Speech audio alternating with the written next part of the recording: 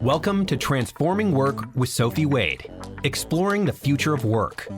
Find out what's going on, disruptions, evolutions, opportunities, challenges, and interventions in our multi-generational distributed organizations. With a new tech and talent focus, discover what you need to know to stay upskilled and relevant and ensure your business keeps its competitive edge. Sophie investigates the promise and reality of the future of work now and as we look ahead. She interviews people who are changing work experiences and practices and shares how we can each transition smoothly and successfully to effective and more productive new ways of working. Hi. This episode is about affecting change in, of, and at work. What it takes, how, from whom, and for what, as we move inevitably and inexorably towards a more flexible future. First of all, it's not up to you. It's not top down or bottom up. It involves all of us, inventing, iterating, co-creating, contributing. When we all participate in designing and executing change, we own it, we work it, we make it work. Of course, there is no one and done here. This is a journey of ongoing engagement to make continuous improvements, flexing for individuals, teams, and customers' needs, regularly reviewing the process and progress towards increased productivity and joy. Because these can go hand in hand. This is the win-win for employers and employees.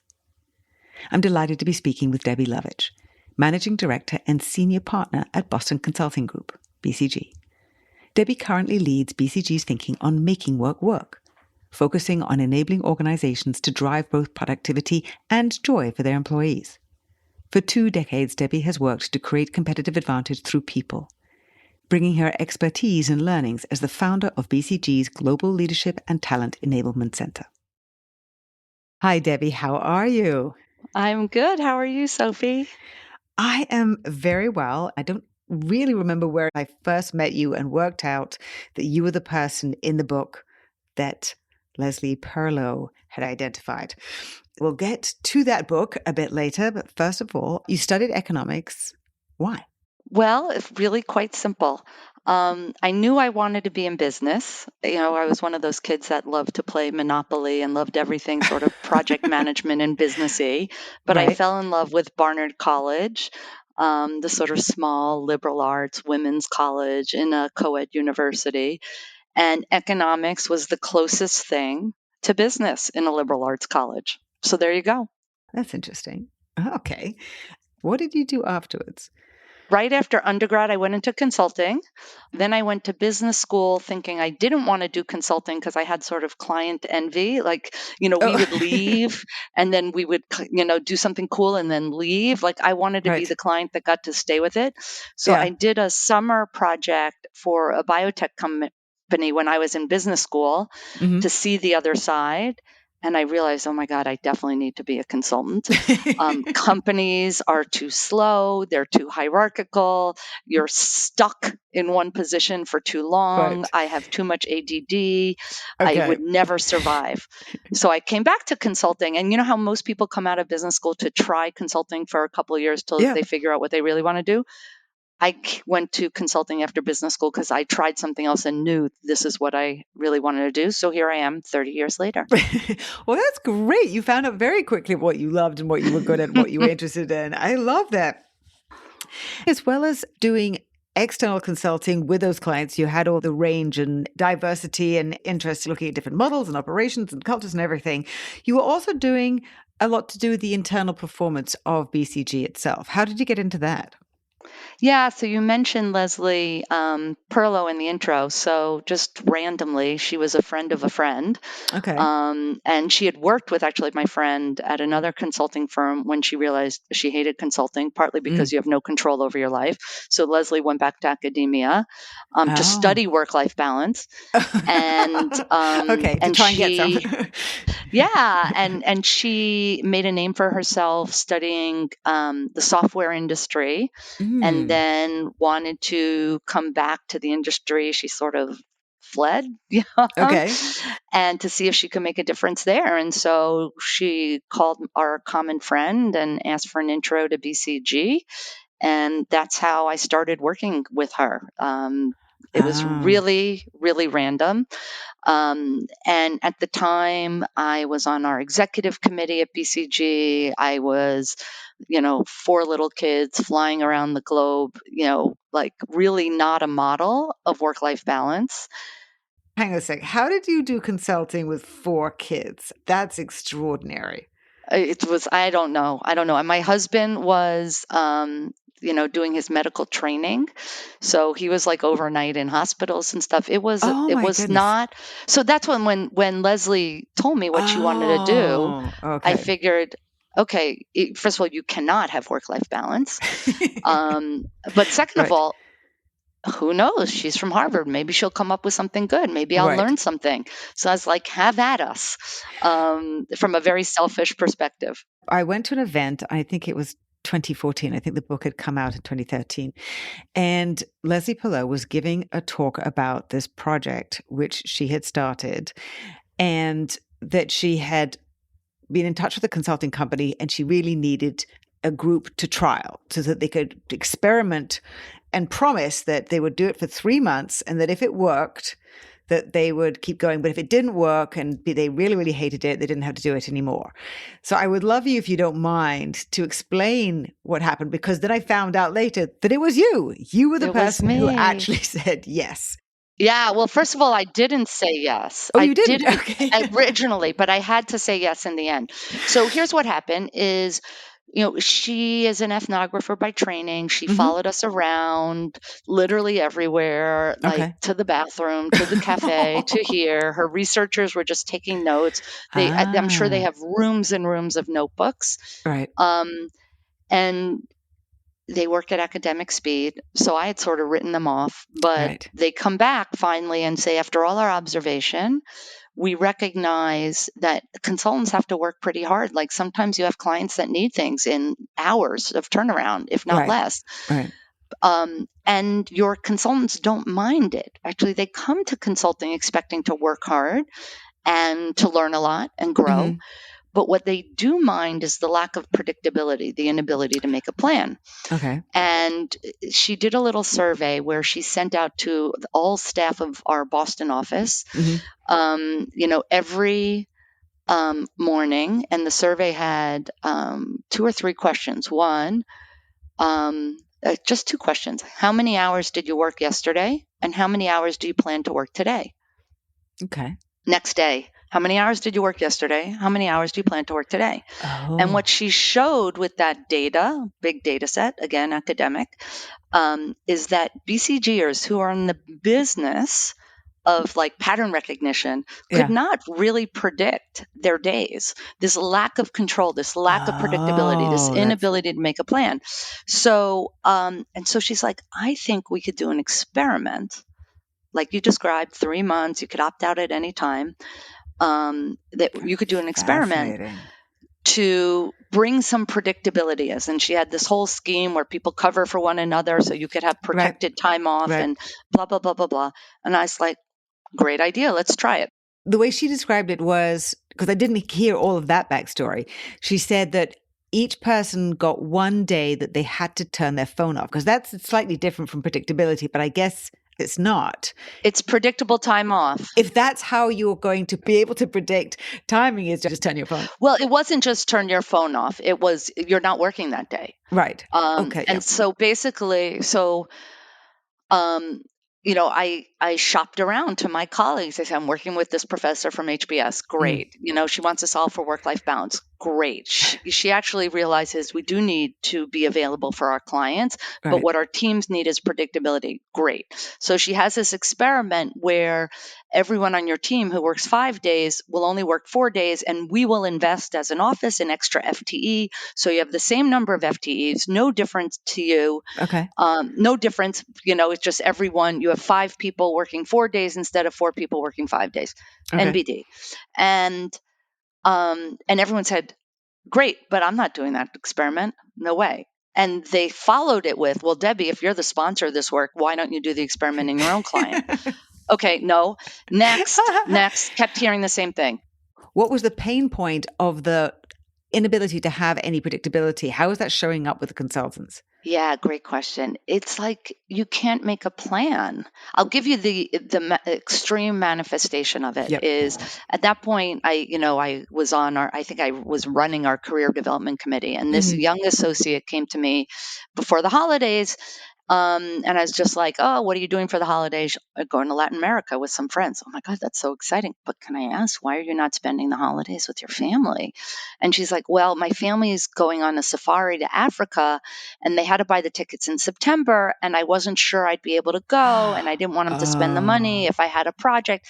I'm like, what Oh. planet are you on that you assume you Right. will be on some project that doesn't let you take Okay. vacation with your family? And so that's the lack of predictability at its extreme, right? Yeah. It's like I Yeah. can't make plans during the week with friends, maybe even not weekends. I never know. That's what drives people crazy, Okay. All not to right. be reliable, Okay. So right? then you go, no, not me. That was a great idea, but not for my Yeah, team. not me. But they all said, "Well, Debbie, why don't you do it?" So in my own journey of working spouse, 4 kids, traveling all the time, I was in the process of resigning from our executive committee to get my travel down Okay. and moving, trying to develop local clients. We didn't have a lot of local clients back then, but I figured this is how I'm going to solve for myself. So I had Okay. just sold my very first project to a local client Okay. to do Salesforce effectiveness with their call center operations. That was a 20-minute drive from my house. Excellent. Um, so there was no way I'm going to say, listen, our teams are on site 4 days a week. The fifth day, Friday, they're back in the office. And Right. now we're only like any person is only going to be there 3 days a week. Like, I don't want to risk my new wonderful local client. So I Right. went to the client and I had to, and I said, here, you know how like we're helping you be more effective. These HBS people, they're helping us be more effective. I already got permission for them to be on site because they were following us around and taking notes and doing their Sure. ethnography thing. Yeah. And we ran the experiment. Nothing bad happened. She wrote an HBR about it in like 2008, 2009, Yeah. making time off predictable. Right. Um, and it worked fabulously. And from there, you know, the rest is history. We scaled it over years together to the rest of BCG. And what was so powerful, the way she described it at the time, was that the different people who were involved in the project, they were doing an offsite in, I think, Minneapolis. Oh, yeah, that's the second project she was on. Oh, Yes, the that's the second one in the project? book. All right. Yeah. So one guy was, no, there's nothing to do here. The other one had a fiance back in Boston. And one guy then went out, found amazing jazz clubs in Minneapolis. And another guy went to Yeah. the gym. So they all converged on that person who didn't want to continue it. The one who had the fiance back in Boston, and that really changed the game. So then you actually momentarily left BCG to work with Leslie. Is that correct? How did that happen? Yeah, so she had written her book, Sleeping with Your Smartphone. I was responsible on behalf of BCG of editing and making sure we were okay with it. Yep. So we really partnered very closely on that. And like most HBS professors, when you do a big monumental piece of research like she did with us, you want to start a firm to go commercialize it. And to be honest, I never really thought about leaving BCG, but this was as much my baby as hers. Sure. So we left to try and build a firm around that. Yeah. And that's when that's probably when we met, because that was 2012 to 2014 Right. that I had left BCG. I think the book was written in early 2012. Right. As part of that, that model started with 1-2 projects at BCG. And then she said it went from 1 to 2,000 to then all across BCG. Prior to stepping out from BCG and then also going back, how do you see that as being instrumental, not just in changing how you were viewing how work was done, but also taking it step up? Because BCG had a very clear focus on paying attention to these things. Yeah, for sure. It's easy to do something in an experiment, right? Because you're controlling conditions. It's Right. one team. You could work with everyone exactly. You know the story of every person on the team and what their Yep. issues are.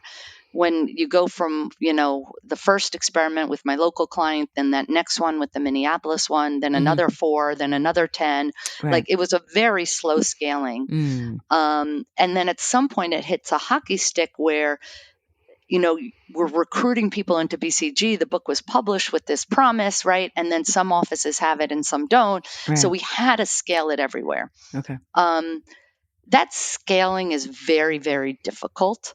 Coming up with a model is one thing. Coming up with a model that is scalable is something else. And that I learned so much in doing that. I'm sure. So much in doing that. And, I guess a couple of things stand out. One is, if you want to make change stick, there has to be something in it for all parties, right? So what's interesting about this approach is we had data, because we were very analytic. Both BCG is very analytic. HBS professors are very analytic.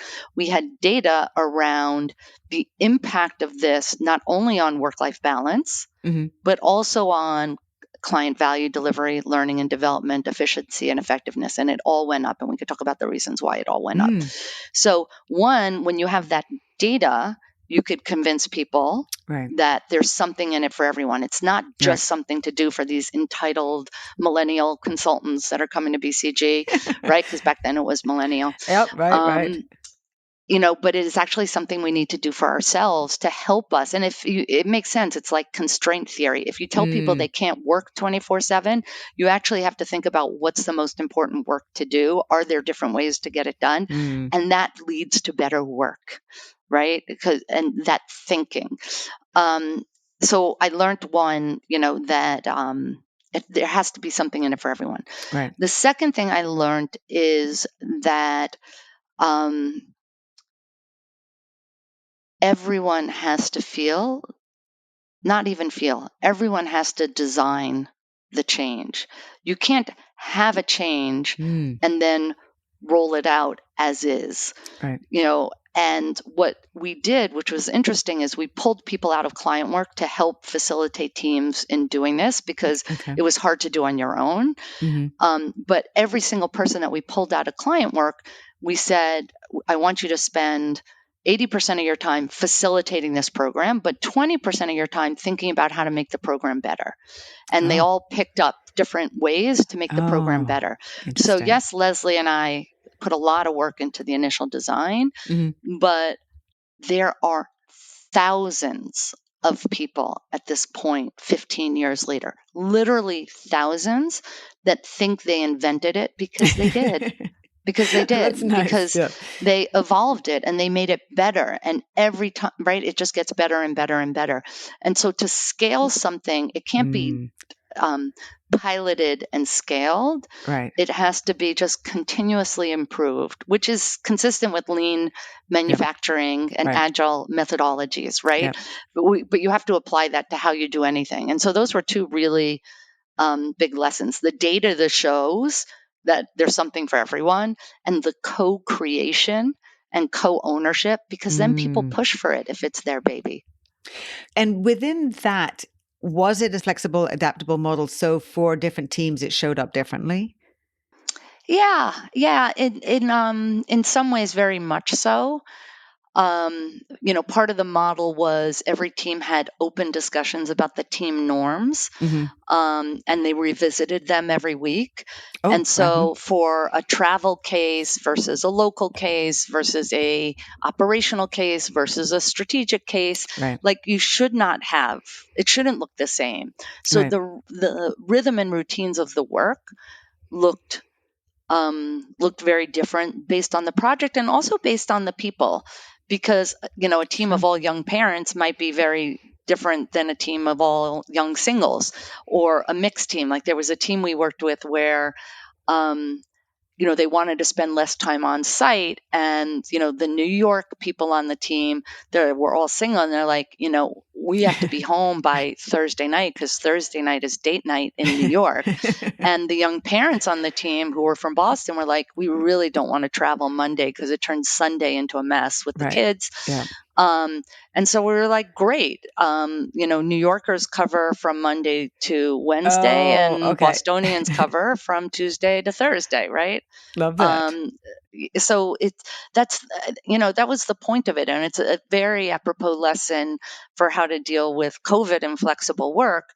Post that, which is you need to solve for the needs of the work and the needs of the team in how we rethink work. And now, obviously, post COVID with the exponential growth, right, of Zoom and just, distributed teaming and asynchronous collaboration tools, like you could take those lessons in a much different direction than our initial intent, which was solely about work-life balance. You were putting this in place and rolling it out and having that data, which I would like to revisit what those benefits were to the team members and also in terms of the client relationships and results. There are some CEOs now who still, they want to do things in the traditional way they've been doing things, but there are many, many more leaders who are still challenged by the idea of flexible working. They've either agreed to or yielded to or putting up with hybrid. And fixed hybrid, ultimately, in my opinion, having been looking at flexibility for years before the pandemic, it needs to be flexible in order to meet the needs of today's business. And it's not about catering to employees at the same time. That is very beneficial. And the joy that you talk about in terms of your research as well is very helpful, but it's hoping to help each person do their best work. But the unpredictability of business and how we're needing to pivot and all those kind of things requires the flexibility in how we work. But it isn't easy for leaders to accept and understand. If you are senior consultant leaders, that may be easier to imagine. Totally. You have a workforce of people who are going to work it out. It's still not that easy to imagine because we have to get all this stuff done. We have to get this client work done. So what was some of the data that was the most compelling to them that really said this effort is worthwhile? Yeah, it was. It definitely was the productivity data, the client impact data, the learning and delivery, the efficiency and the effectiveness of it. And, the way when I look back on why that happened, if you think about it, when I first started in consulting, it was before Al Gore invented the internet. It was before we had cell phones. I started in 1989. Like going from one computer for 6 people in a bay to everyone has their own computer was a big step. Right. So when I first started consulting, you could only work if you were in the office. You didn't have the tools to get your work done outside of the office. With technology came ubiquitous work, and you could always work. And because of that, we always did work, right? Like it was actually very painful, right, to like have to be at work all night. So I would try and be really efficient and effective so I could get home, right? That constraint that forced efficiency and effectiveness disappeared. I can now work infinite in today's world. There were zero boundaries. With zero boundaries comes a lot of waste. Comes a lot of waste. True. Comes the ability for poor performers to compensate with extra effort. So we don't identify the poor performance until maybe it's too late and it hits the quality. And so when you constrain the work, this is what we found. When you constrain the work, you force people to prioritize. You force teams to talk about prioritization. You force teams to talk about what's going to get in the way of everyone getting their time off and making it work. You force better teaming and coverage of each other. I'm done with my work. Wait, you're not, I'll help you, right? So it forces innovation of new approaches and all those things in aggregate, really good for the work itself. And so that was the data that really compelled people back then. That is 2009. Okay. I think we're in, Sophie, a really different market today. A really different market today. Because back then I had to make the argument based on productivity. and quality and client impact. Mm-hmm. We cared about work-life balance as a consulting firm, Mm-hmm. but not so much that we're going to change how everyone works, right? Sure. Right. Today, and this gets more towards my more current research, if you actually look at the labor situation in every market, Mm-hmm. there are, in many markets, more jobs unfilled than there are people looking for jobs. And even in countries where there's still an equal amount or slightly more people looking for jobs, the number of jobs per person are going up. Right. So and even if you look at COVID, where there's a big dip and then a great resignation, Mm-hmm. right? If you could draw a straight line through COVID, right? Yeah. And so this is a more underlying systemic trend that there are tighter labor markets. And if you look at the demographics, I just heard today, if in any country except Africa, it's only going to get worse. The labor shortage. And so faced with that, all of a sudden, back to your question about people who don't care, right? And the work can only get done in person. Like, I don't care if you don't care, your labor cares, and you're going to be at a shortage of great talent. And by the way, the jobs to people looking for jobs, that's assuming a perfect talent fit, right? Which there isn't at all. Yeah. No, there never is. And so it's probably 10x that. And so today, in my research, I really look at attrition and the relationship between flexibility and attrition, or joy and attrition, or what, right? Because I think attrition should be a bigger motivator, and maybe like some of the banks, you could pay your way around that, but that will only take you so far, right? Because at some point, people have enough money, or sometimes money just isn't enough if your life is falling apart. Or just isn't enjoyable, or you're not learning. With no job security, the younger employees, they're so focused on learning and gathering more skills, because who knows what they're going to need to be doing in the future, or what jobs are going to be popping up out of nowhere. There's some really interesting data that you have about joy. Yeah. Very nicely put. Leaders aren't considering if people find their jobs interesting, rewarding, or fun. Even the F word. I use the F word. I use fun. There are many people who don't think that work and fun need to or should go together. I'd love you to pitch listeners to explain why that matters so much and what amazing research that you've done, because that is where we're going. It's such a win-win, which I find very exciting. You can hear the excitement in my voice, because we can do things differently, and it wins for business too. Yeah. So this is, how much time do we have? This is like, I could go on and on and on, so be careful.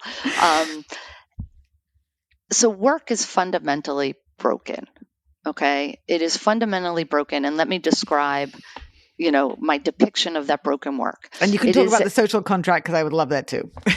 Well, there's an us versus them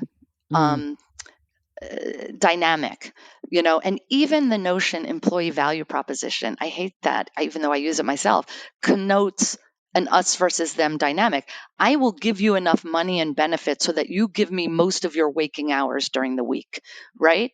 And maybe your mental hours in your sleep and the weekends, right? When you're worried about stuff. And in that us versus them dynamic, we're constantly, given all the global forces, technology, globalization, we've been saying all that stuff forever. VUCA was developed when? In the 70s or the 80s, right?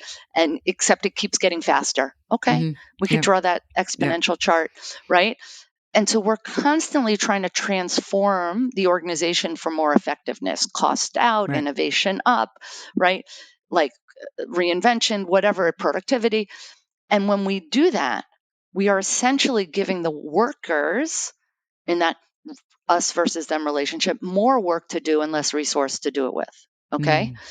And so then workers get upset. So, okay, well, then we have to sprinkle on some change management, or some, rewards and recognition, or some, let's put purpose, and we could motivate people despite the fact that it's a bad dynamic. And so what I aspire work to get to, the unbroken state, and some organizations are there already, right? The unbroken state is we feel like we are in it together, like it is a win-win, Mm-hmm. and we're all pulling in the same direction. And my husband always gives this advice to newlyweds, like, what's the secret to a wonderful marriage?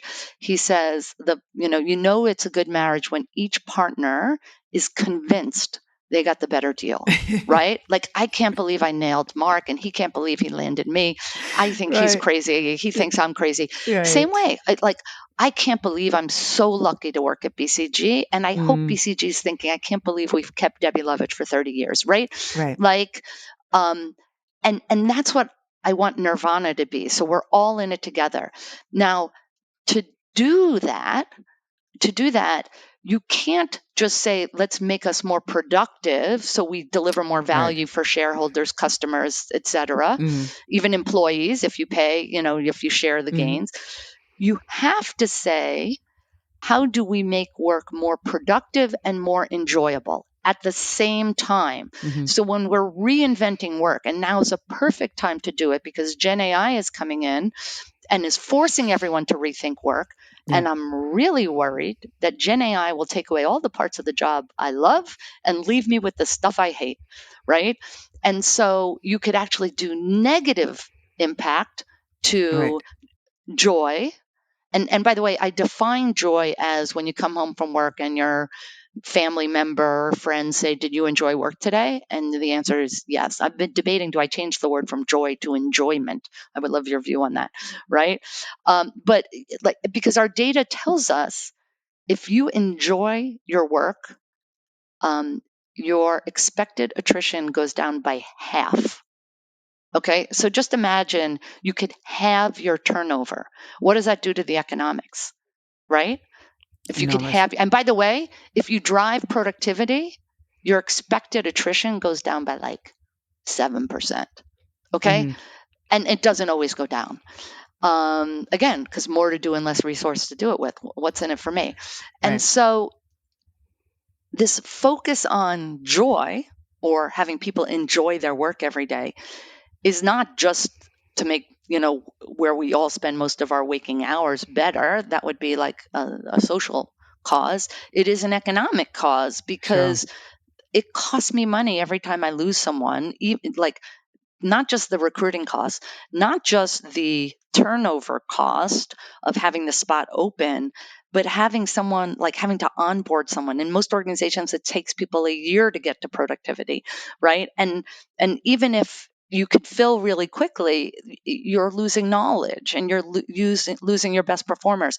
And so my focus on joy is an economic focus, and also the right thing to do, because I want, like, for me, Nirvana, like everyone, I wrote an article years ago about, I work by choice, and I use Trader Joe's as an example. Like, I've not studied them in detail, but I shop in them several times a week.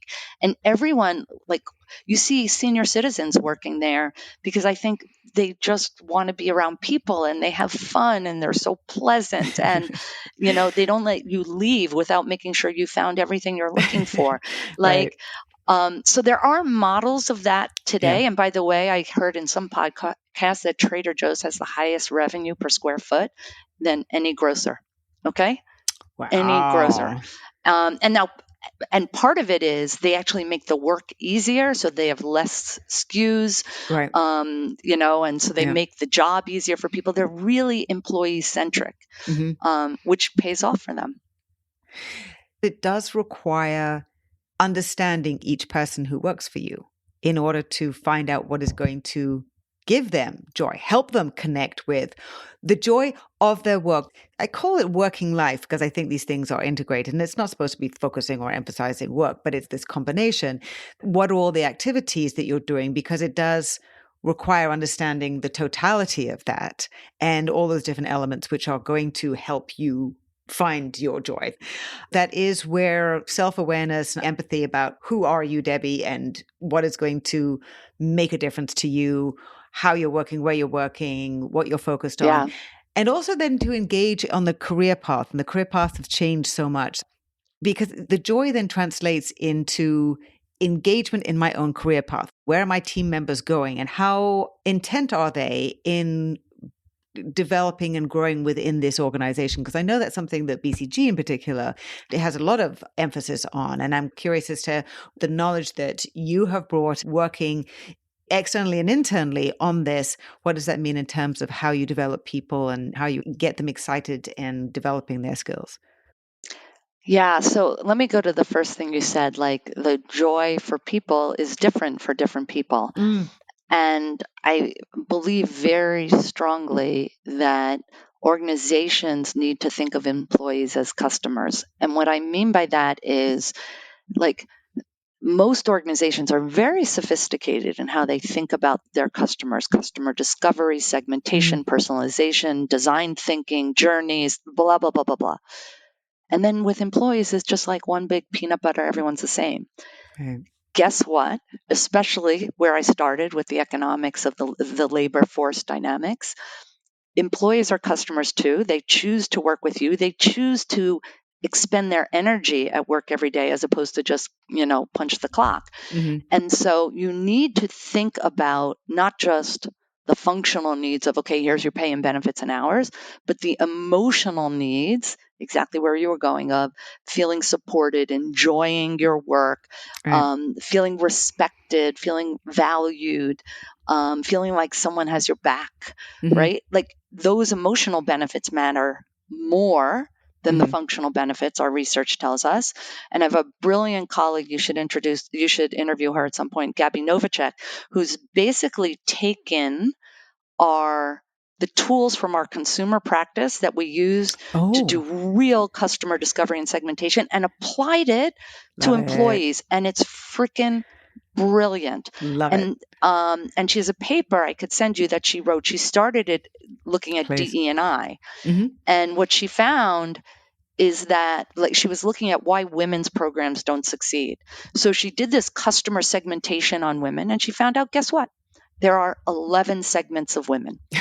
And if you look at Right. the DE&I programs, they're only focused on two. The young and ambitious new folks and the people who aspire for leadership, right? Your hypo programs. Right. But they're ignoring I just want a job. Right. The senior empty nester that just wants to give back, Mm-hmm. right? Like, so Right. it just illuminates with such like beautiful clarity, like, holy smokes, of course my women's initiatives don't work. And so, what Gabby and I started working on is, well, that's not just the DE&I tool, that's an everybody tool, because by the way, you have a bunch of white men on a team, they all have different things. Some you motivate by telling them it can't be done. And some you motivate by telling them, you know what? You could do this. It is doable, right? Like everyone has different motivations. And so we need to understand our employees, pointing all of the tools. The good news is we have all those tools. We just got to turn them. And then you could really equip managers to deliver some of the things you're talking about. It may be career path, but maybe I just want the job, right? That's been a beautiful segue into talking about what you call generative leadership, because that's so much of that heart piece. Yeah, absolutely. You talk about head, heart, and hands. I'd love you to talk about that and the fact that when leaders do this in a holistic way, their ability to succeed with transformation programs goes up to 96%. Yeah, let me give you the generative leadership story because that's really important. If you think about what leaders need to deliver in today's world, a bunch of colleagues of mine, Jean-Michel Kai, Robert Werner, Jim Hemmerling, Marie Humboldt-Ferrer, Fanny Potier, just great global group of people who think about leadership. We all got together and sort of came up with what is our view on the leader that's really needed to drive to enable organizations to thrive in today's world. And we came up with the term generative leadership before ChatGPT launched and before people were like, Gen AI, Gen AI, Gen AI. No, I remember. Because I remember seeing it. Yeah. Yeah. Like we said, a generative leader is one that makes everything that she or he touches better off. That's your mindset. In Right. every interaction, like I hope in this conversation, we're making people better off, right? It's not how I feel. Do I look like a star, right? Like it's how do I make you better off? And you have to do that in head, heart, and hands. Head is setting the vision, the aspirational vision to reinvent your business, to make your customers better off, your employees better off, the environment better off, your communities better off. Not this, let's make money here and do a little, CNS stuff off to the side. Right. All together. That's the head.